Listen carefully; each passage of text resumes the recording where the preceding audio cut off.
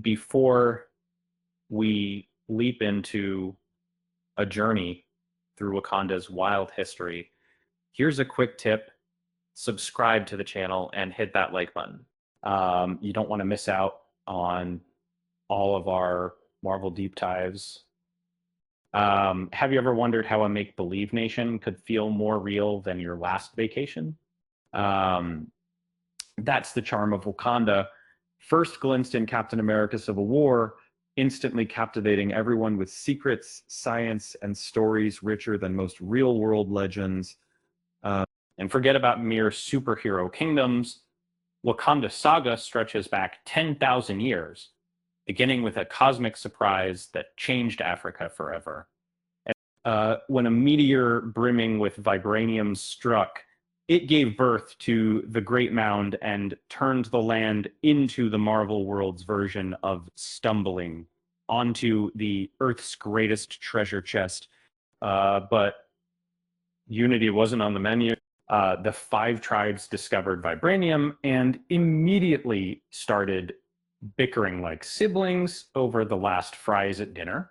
The Great Mountain became ground zero for endless conflict, chaos, and power grabs. That's until the mystical intervened, and then enter Bashenga, fighting for survival when the Panther goddess Bast appears in a vision, and then decides it's time for less drama.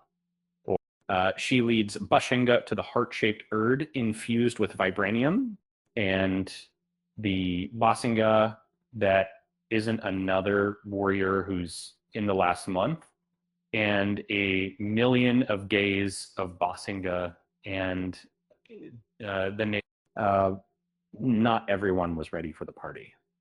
The Jabari tribe politely declined and set up their own mountaintop headquarters, establishing Wakanda's long tradition of doing things their own way. Bashangai's impact echoed for millennia, with his name still etched into Wakandan geography and royalty. Zoom ahead.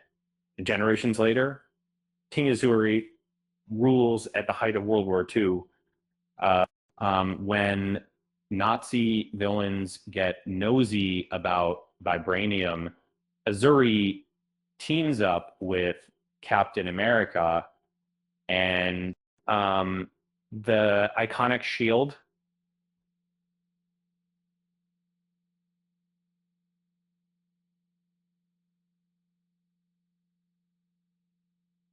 Um, Pure Wakandan tech.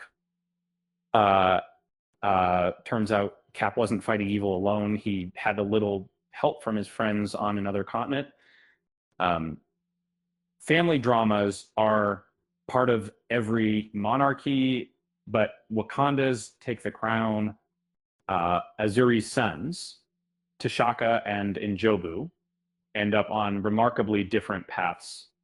T'Chaka as king, Njobu as a secret agent, and tragedy strikes when T'Chaka, thrust into an impossible position, covers up his brother's death, leaving behind a complicated legacy and an abandoned nephew, Eric, who will return as the formidable Killmonger. T'Chaka's reign isn't just marked by tough calls, it sets in motion the storms his son T'Challa will have to weather. And when T'Challa becomes king after his father's shocking assassination, he rapidly discovers ruling means confronting generations of secrets. The arrival of Killmonger is less of a villain showdown and more of a wake-up call. Killmonger's challenge forces Wakanda to face big questions. Should this hidden powerhouse stay isolated or share its knowledge to help a fractured world? T'Challa steps up, overcoming defeat, opening borders, and forever altering his country's fate.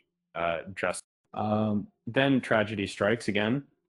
After battling alien armies and redefining leadership, T'Challa succumbs to illness, leaving Wakanda grief-stricken and the throne empty. And enter Shuri, who'd rather tinker than take up the mantle, but finds Destiny has other plans when Namor's underwater forces threaten her home.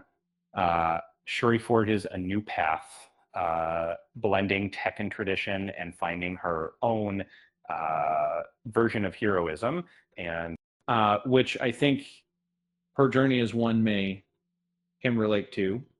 Reluctance, anger, growth, and finally like stepping up when it matters most. And just when we think the story's slowing down, a secret son, Toussaint, or T'Challa 2 appears, hinting at new adventures for Wakanda's royal line, with Ironheart and Eyes of Wakanda on the horizon.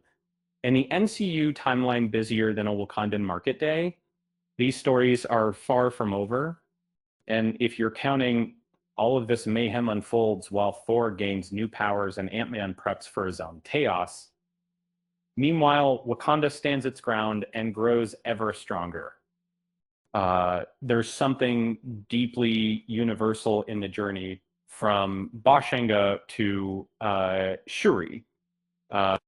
It's not just the vibranium gadgets or flashy battles, it's the tapestry of loyalty, regret, and brave change, reminding us that you don't have to be royalty to wrestle with hard choices. And let's be honest, Wakanda might be the only place where family reunions are more complicated than assembling Avengers. Um, at least nobody tries to bring potato salad to the royal banquet. And with that said, thanks for watching, and until next time.